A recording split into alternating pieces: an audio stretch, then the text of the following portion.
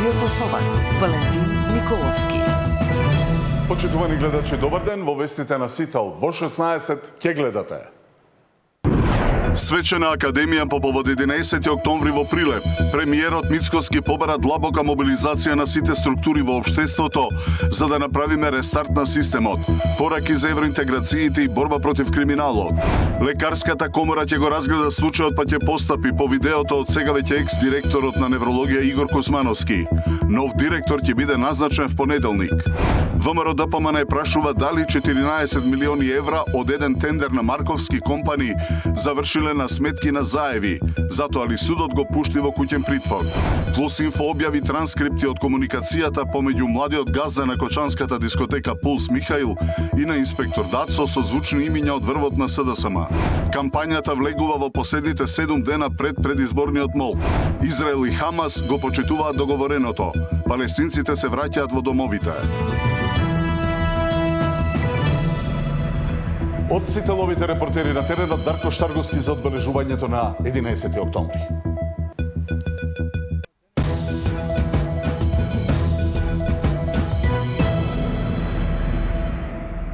Македонија денеска одбележува 84 години од почетокот на народно-ослободителната и антифашистичка борба. 11 октомври е еден од најзначајните датуми во македонската историја, символ на отпорот, храброста и борба за слобода. По тој повод во Прилеп се одржа свечена академија под наслов «На вистинската патека за татковина со иднина», на која се обрати премиерот. Какви пораки испрати Мицкоски и како се одбележа празникот, во живо го прашувам Дарко Штарговски. Да, Тино, денеска Прилеп одбележува 84 години од подигнувањето на востанието против фашистичкиот окупатор. Освен овој значаен датум, Прилеп денеска одбележува уште еден јубилеј, а тоа е 50 години од како е прогласен за град Херој, односно во далечната 1975 година од тогашниот претседател на Југославија, маршалот Јосип Броз Тито, Прилеп го добива орденот Град Народен Херој. Куриозитет е да се каже тоа, бидејќи само 8 градови на ниво на тогашна Југославија го добиваат овој орден за заслуги, а помеѓу нив е Прилеп. Тоа е така бидејќи огромна е жртвата и храброста која што Прилеп ја вложува за време на народно-ослободителната борба, што пак е од голем придонес за понатамашното создавање на македонската држава. Денеска, со полагање на свежо цвеќе на спомениците на Методи Андонов Ченто, Кузма Јосифовски Питу и тука могилата на непобедените, беше одадена почит кон паднатите борци. Исто така во Прилеп денеска се одржа и свечена академија на која што се обрати премиерот Христијан Мицкоски. Тој се осврна на повеќе поенти. Меѓу првите беше тоа дека според него бил потребен целосен ресет на нашиот систем, доколку виднина Македонија сакала да биде функционална држава. Вториот аспект што премиерот го потенцираше е тоа дека тој никогаш немало да го прифати францускиот предлог и уставните измени, доколку не добил цврсти гаранции од Европската унија дека тоа ќе биде последното нешто кое што некогаш ќе биде побарано како отстапка од Македонија кон незиниот пат кон Европската унија. А како трет аспект од неговото обраќање, според него немало функционално судство во Македонија, односно правдата не се испорачувала како што треба, а главна причина, според премиерот Христијан Мицкоски, за тоа било што одредени судии и обвинители се уште се наоѓале во канџите на поранешни политичари. За тоа што се случуваше тука денеска во Прилеп и кои беа пораките кои што премиерот Христијан Мицкоски ги потенцираше на оваа свечена академија по повод големиот национален празник 11 октомври, предлагам да погледнеме од подготвениот прилог.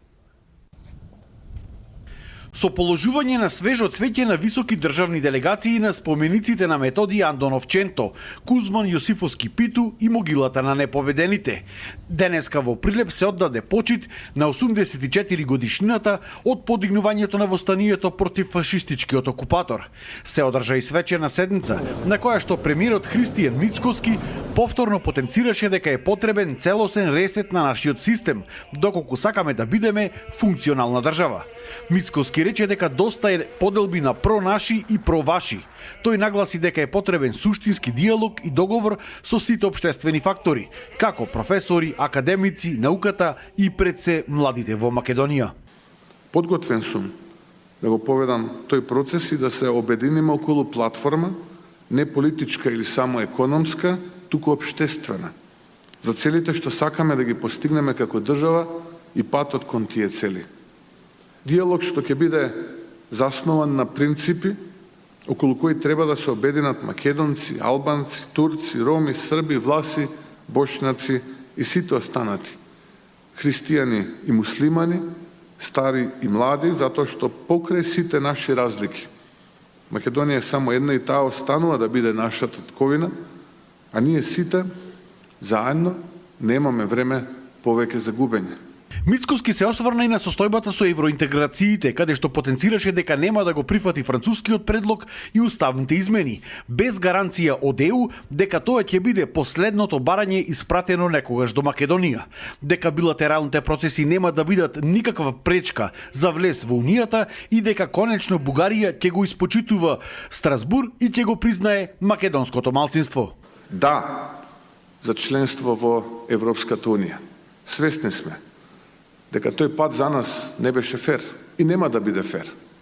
Но не за билатерални услови и да за гаранции од страна на Европскиот совет, кој што мора, ако навистина сака да ја види ова мала земја која што во историјата многу пати покажала дека местото е заедно со нив во заедницата на европските народи, да испратат еден заклучок уште на следниот совет, Европски совет, во кој што јасно ќе кажат дека никој од нив нема проблем со посебниот македонски идентитет, дека никој од нив од тие 27 земји членки нема проблем со македонскиот јазик кодифициран пред 80 години и дека никој нема проблем од нив со повеќевековната македонска култура, традиција, обичаи на кои што практично се основа, се темели македонскиот идентитет. И да речат доста е, нема повеќе вето и препреки поради билатералните прашања. Мицкоски истакна дека во моментов Македонија има проблем со испораката на правдата, а прстот го впери кон судството. Мораат судството и обвинителството да излезат од канџите на поренешните политичари. И тие мора да се ослободат. Не може за милиони украдени пари да не се одговара поради нечија политичка бризина. Иако е така, во овој случај нема правда, што ли се случува со многу други случаи на граѓани заглавени за ситни, но за нив многу важни предмети. Меѓу нив имоти, кривични пријави и граѓански спорови. Из овој ресет на системот што ќе го спроведеме не мислам на реванш, а во изминативе месеци покажав дека правдата е за сите иста и за, како што вели нашиот противник, наши и ваши, и овие категории нема да имаат разлика и за мене се апсолутно непознати.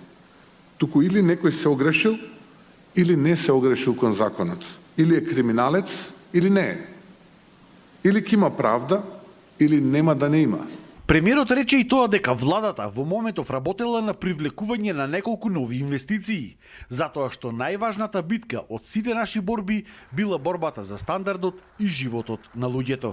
За Сител, Дарко Штарговски. А лидерот на СДСМ на средба со Сојузот на борците. По средбата Филипче изјави дека борбата за подобро општество не е завршена и треба уште многу да се работи за целосно да се исполни аманетот на нашите предци.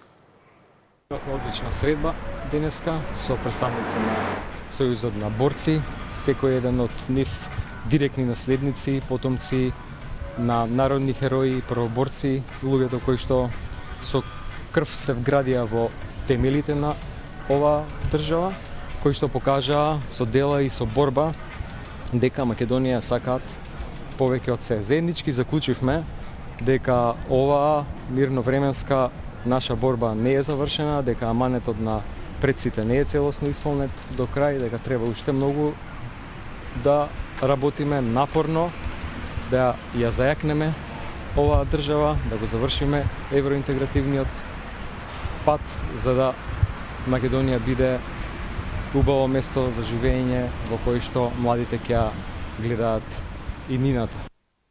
Во собранието пак беше доделена државната награда 11 октомври за 2025 за највисоко признание за животно дело во областа на науката, уметноста, стопанството и другите дејности од јавен интерес. Наградата за животно дело во областа на културата и уметноста им е врачена на актерката Теута Ајдини Легени, хорскиот диригент професор Летка Димовска и продуцентот Иво Јанковски. Наградата во областа на науката и образованието им е врачена на професор доктор Константин Димитров, машински инженер, и академик Глигор Јовановски, хемичар. Ова награда е патоказ дека со истрена работа, со љубов кон татковината и со верба во иднината и звездите се достижни. Нека биде ова поттик за сите идни генерации дека Македонија ќе расте, ќе се издигнува преку знаење, уметност и човечност. Македонија вечна. Лекарската комора ќе го разгледа случајот па ќе постапи по видеото од сега веќе екс-директорот на неврологија Игор Кузмановски. Нов директор ќе биде назначен в понеделник. ВМРО ДПМН прашува дали 14 милиони евра од еден тендер на Марковски компани завршиле на сметки на Заеви, затоа ли судот го пушти во куќен притвор.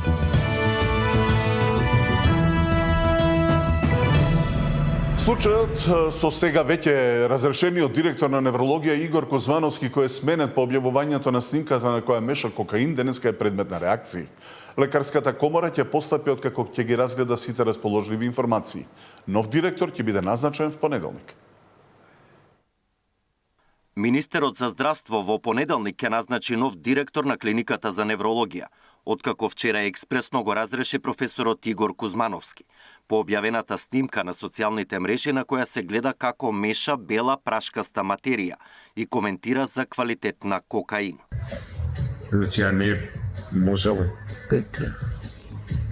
со спидови и со амфетамини да шпакам било. Од Министерството не одговорија на прашањата што е наведено во решението за разрешување, ниту дали ќе побараат од надлежните органи истрага после објавеното видео. Лидерот на опозицијската СДСМ Венко Филипче побара лекарската комора да го испита случајот и да ја проверат работата на докторот. Сметам дека треба да реагира лекарската комора во однос на тоа да се направи проценка дали и колку време наназад се случувало тоа, односно дали во една таква состојба доктор воопшто може да лекува пациенти.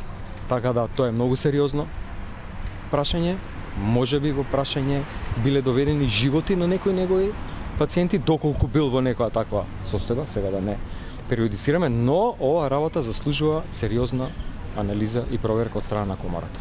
Од лекарската комора информираа дека со загриженост ги следат информациите поврзани со доктор Игор Кузмановски. Докторската професија има специфична димензија, која налага високо етичко и морално однесување. Лекарот е обврзан во професионалниот и во приватниот живот, да ги негува и да ги покажува личните квалитети, соодветни на местото и достоинството на лекарската професија во општеството. Лекарот треба да е свесен дека со секој несоодветен, лекомислен, нечесен и понижувачки акт, покрај тоа што се компрометира самиот, ги компрометира и сите други колеги. Конкретниот случај, расположливите информации, поврзани со него, ќе бидат разгледани од страна на органите и телата на комората, кои ќе постапат согласно надлежностите, велат од лекарската комора. За случајот се огласи од Комисијата за здравство на СДСМ, бараат кривична одговорност и истрага за неговата работа. Сите надлежни институции мора веднаш да го повикаат на распит и да го преиспитаат целото негово работење. Сите тендери, одлуки, финансиски трансакции и кадрови именувања во времето кога тој раководел со клиниката. Од ВМРО ДПМН синоќа ја поздравија одлуката за разрешување на директорот на неврологија и посочија институциите да постапат во согласност со законот и утврдените процедури. Извршувањето на јавна функција носи конкретни обврски и одговорности, се вели во соопштението од владејачката партија. По објавеното видео, кое многу брзо се рашири на социјалните мрежи, се огласи професорот Кузмановски. Во објава на Facebook напиша: "Изразувам длабоко каење и се извинувам поради постапката која се има случајно, далеку пред моето превземање на менаџирање на клиниката за неврологија. Тоа е постапка со која не се гордеам и сметам дека е момент на моја слабост, која не смее да биде пример. Секој човек во животот се соочил со слабости, предизвици и грешки. После ова, знам дека оваа грешка нема да се повтори и сум подготвен да живеам со сите мои подеми и падови. Се извинувам на сите кои ги разочарав и ќе продолжам да работам како доктор. Она што највеќе го знам, сакам и живеам да спасувам животи, помагам и работам за доброто на заедницата", пишува во Facebook објавата. Александар Динев, Сител телевизија. ВМРО-ДПМН прашува дали 14 милиони евра од еден тендер на Марковски компани завршиле на сметки на заеви, затоа ли судот го пушти во куќен притвор. Синоќа Кривичниот совет на Битолскиот суд пак куќниот притвор за Марковски го преиначи во 30-дневен затворски притвор. Судот му го замени куќниот притвор со ефективен притвор на газдата на Марковски компани, кој се сомничи заедно со неговата фирма за злоупотреба на јавни набавки во РЕК Битола. Откако јавното обвинителство се жалеше на одлуката на судот за куќниот притвор поради можно бегство на Борче Марковски, одлуката беше преиначена. Предлогот на основното јавно обвинителство Битола е прифатен од Кривичниот совет на Основниот суд во Битола и на осомничениот собственик на правното лице му е определена мерка притвор. Со ова е уважена жалбата и аргументите изнесени од битолското обвинителство, особено во поглед на ризикот од бегство на осомничениот, и е преиначена одлуката на судија на претходна постапка, соопшти од обвинителството. Од ВМРО-ДПМН денеска прашуваат дали парите што ги земала фирмата на Марковски преку поскапи тендери завршиле на сметките на заев. Најефтината понуда изнесувала 100 денари по гигаджул, но прифатена е понудата од 129,7 денари по гигаджул. Тоа е отприлика 30% повисока цена. Автоматски се поставува прашањето: каде завршиле овие 30%? Да ни биде појасно. 30% од 46 милиони евра се 14 милиони евра. Дали овие 14 милиони евра завршиле преку разни канали до сметки на заеви во Бугарија и Дубај? Обвинителството отвори истрага против 8 лица и фирмата Марковски компани поради сомнение за незаконски јавни набавки во РЕК Битола, за кои се сомневаат дека биле распишани само да се испумпаат пари од буџетот. Меѓу осомничените се поранишниот директор на комбинатот и неколку раководители и директори во ПЕ Рудници РЕК, кои во 2023 година наводно ја злоупотребиле службената положба и извршили измама. Се сомничи дека фирмата на Марковски и нејзиниот собственик издавале фактури за работи што не биле завршени, при што незаконски биле наплатени над 1,7 милиони евра од РЕК Битола. Според податоците, Марковски компани за 5 години од тендери во РЕК Битола инкасирала над 140 милиони евра, најчесто без конкурентна постапка и со договор во 4 очи. Тамара Дичевска, Сител телевизија. Во грабежот на златарата во Гостивар, разбойниците одзеле 18 килограми злато вредно речиси 2 милиони евра. Од МВР велат дека 4 лица со маски и автоматско оружје извршиле разбойништво во златарницата, која е во собственост на СЖ од Гостивар, а по извршувањето на делото побегнале со автомобил BMW X3 без регистарски таблички. 15 на минути по пријавата на регионалниот пат Мавровска Крстосница е пронајдено опожареното возило, а при вршење на увидот во возилото била пронајдена автоматска пушка со бајонет. По наредба на јавен обвинител, возилото е однесено во кругот на полициското оделение за безбедност на патниот сообраќај Гостивар. Се преземаат мерки за пронаоѓање на сторителите и за целосно расчистување на случајот, соопшти од МВР. Плюс Инфо пак објави транскрипти од комуникација помеѓу младиот газда на кочанската дискотека Пулс Михаил со инспекторот од ДАЦО, и со звучни имиња од врвот на СДСМ. Плюс Инфо прашува зошто свиркачите ги скриле овие разговори во кои се спомнуваат Оливер Спасовски, Благој Бочварски, Сања Лукаревска, Бојан Маричич и Маринела Тушева. За СДСМ објавата во Плюс Инфо е манипулативна и всушност покажува дека обидите да се влијае врз кадрите на СДСМ не успеале. Кафулето било пломбирано, што е директна потврда дека никој од функционерите на СДСМ не попуштил. Нови сомнежи за вмешаност на поранешни функционери од СДСМ во привилегиите што ги добивал газдата на кочанската дискотека Пулс отвара порталот Плюс Инфо објавувајќи пораки добиени од истрагата за пожарот во кој настрадаа 63 лица, а повеќе од 200 беа повредени. Како што наведува порталот, се работи за текстуални пораки добиени преку анализа на телефонската комуникација на обвинети во случајот за Пулс, а кои покажуваат индиции за некаква вмешаност на политичари, за како што пишува Плюс Инфо во коруптивни влијанија. Порталот се сомнeva дека вмешаност во давање на привилегии на газдата за да работи локалот можно е да имаат поранешниот министер за внатрешни работи Оливер Спасовски, потоа екс-вице-премиерот Бојан Мајричик преку роднински врски на неговата сопруга поранешната пратеничка Маринела Тушева, па се до екс-министерот Благој Бочварски и поранешната директорка на УЈП Сања Лукаревска. Во текстуалните пораки на кои се повикува Плюс Инфо се дава известна комуникација на синот на газдата на Пулс со трето лице од февруари 22, кој го известува дека наводно Спасовски се јавувал во полицијата во Штип за да ургира за дискотеката за проблеми што таа ги имала со кочанската полиција. Исто така порталот вади и пораки од јуни 23 дека наводно за пломба од УЈП треба да се ургира кај Бочварски, Лукаревска, Маричик или Тушева. Од СДСМ демантираат некаква вмешаност на нивните функционери во привилегиите на Пулс и велат дека текстот на порталот е чиста манипулација на власта. Дури манипулативната објава на Плюс Инфо всушност покажува дека обидите да се влие врз кадрите на СДСМ не успеале. Кафичот бил пломбиран, што е директна потврда дека никој од функционерите на СДСМ не попуштил. Со ова паѓаат во вода обидите да се инволвираат функционери од партијата во овој контекст. Ова што го прави власта е срамно и скандалозно, се вели во реакцијата на СДСМ. Катерина Нешкова, Сител телевизија.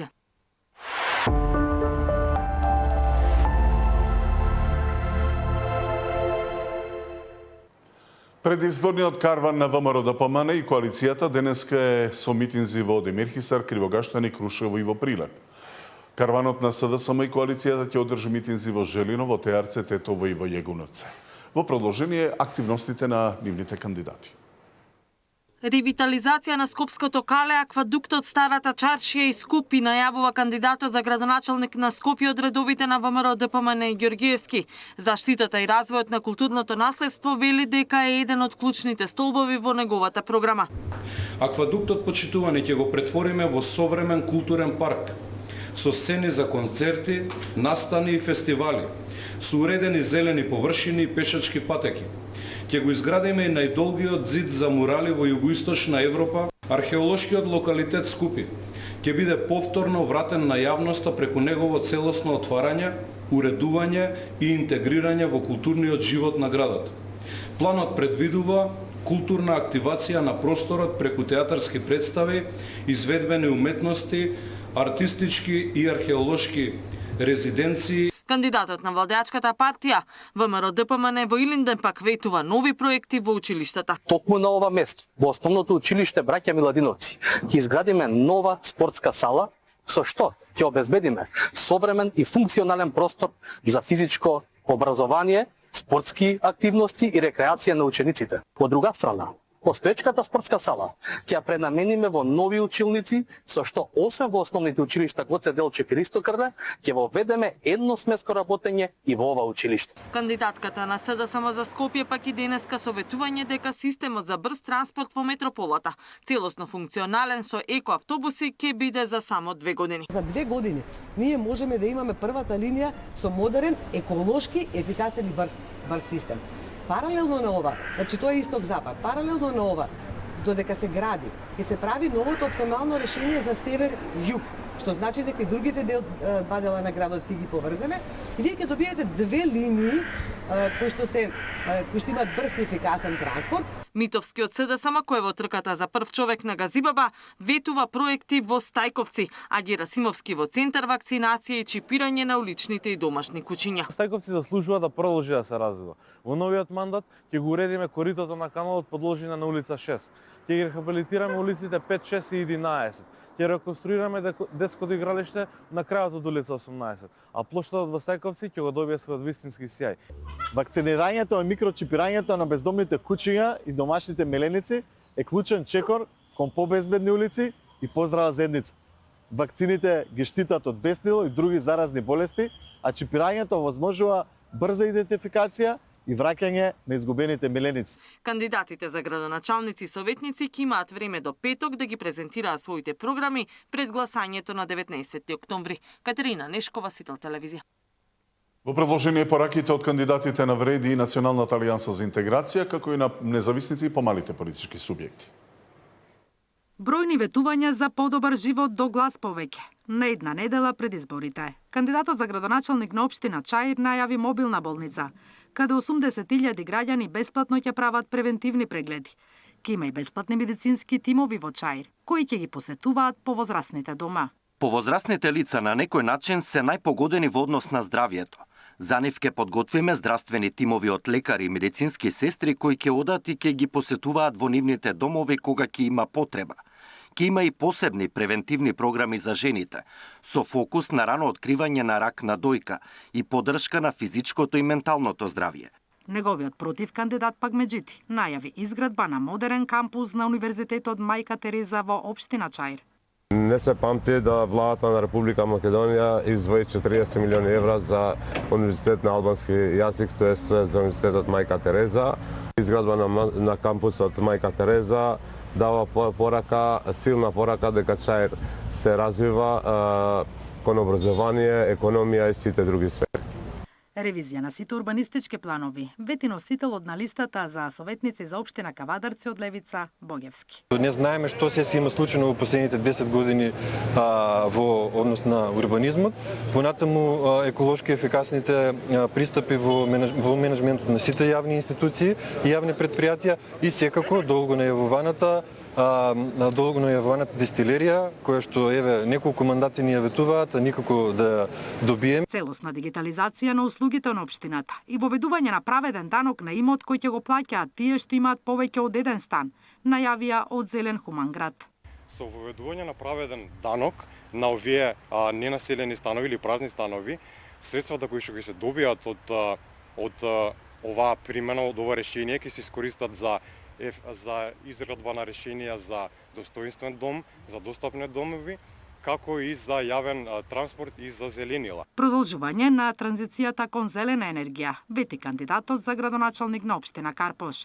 Јакимовски вели дека Карпош е единствената општина која има поставено фотоволтаици во сите основни школи. Јавуваме нова фаза од потрошувачи, училиштата ќе ги претвориме во произведувачи и продавачи на електрична енергија. Ќе произведуваат повеќе од тоа што трошат, ќе враќаат електрична енергија директно во системот и ќе станат мали енергетски центри, но со многу голема општествена улога. Наташа Мерсовска, Сител телевизија.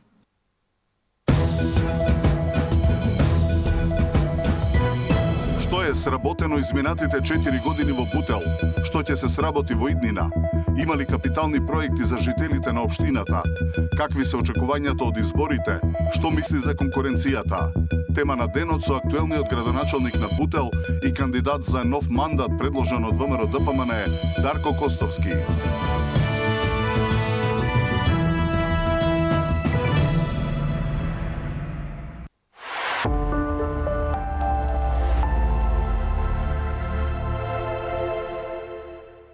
Да, во тема на денот во 19, актуелниот градоначалник и кандидат за нов мандат на ВМРО ДПМН за градоначалник на општина Бутел Дарко Костовски. До тогаш останете со програмата на Сител. Пријатно.